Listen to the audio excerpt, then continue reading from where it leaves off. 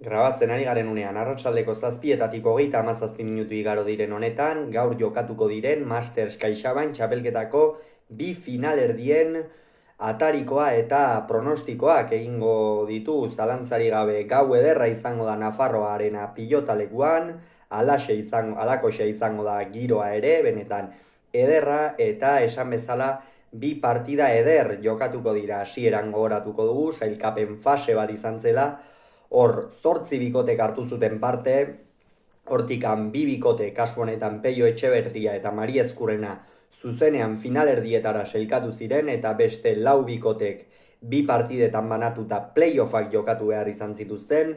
Playoffetatik sailkatu ziren bikoteak Peña eta Zabaleta eta Zabala Imaz izan ziren, eta ondorioz orain finalerdietan 2 bikote hauek, 4 bikote hauek neurtuko dituzte indarrak 2 partida hauetan. Lehen partidan Peña eta Zabaleta, Peio Etxeberria eta Mari Ezkurrenaren aurka arituko dira. Beno, partida hau irekia izango da, zalantzari gabe, oso irekia ere.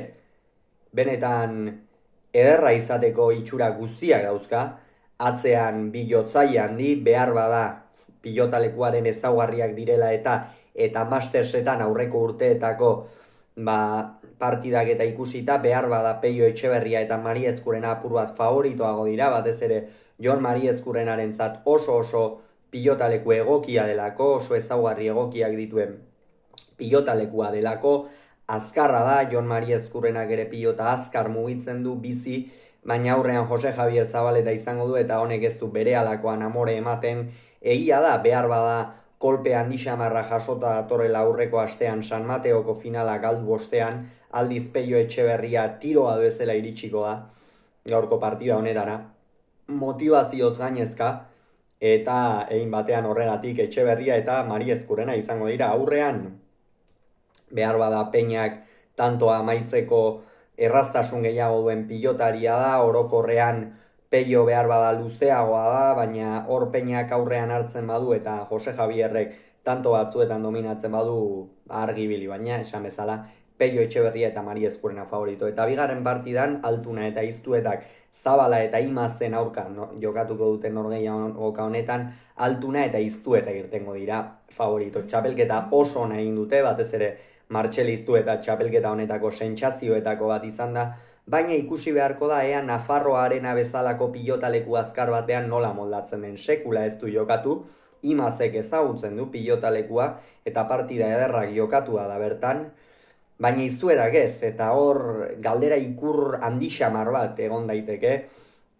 Zabalak eta Imazek asko behartzen badute Iztueta hor sufritu dezakelako, baina aurrean noski Jokin Altuna izango du, egia da behar bada ez dela bere punturik freskoenean iristen, San Mateoetan bitik bi norgehiagokak bi atzelari desberdinekin galdu egin zituen, baina Jokin Altuna da eta honekin edozer gertatu daiteke. Beraz, galdera ikur moduan Iztueta ipiniko dugu, ez dakigu nola erantzungo duen.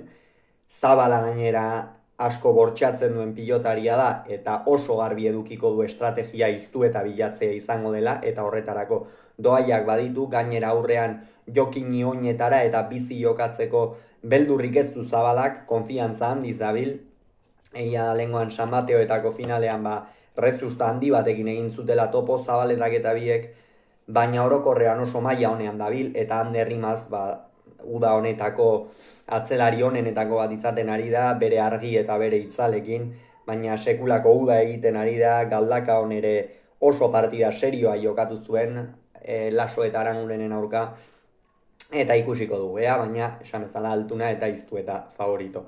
Hauxe beraz, esan beharrekoa, gero partida bakoitzaren analisia izango duzu hemen, kirolunean bitartean ongi izan, agur!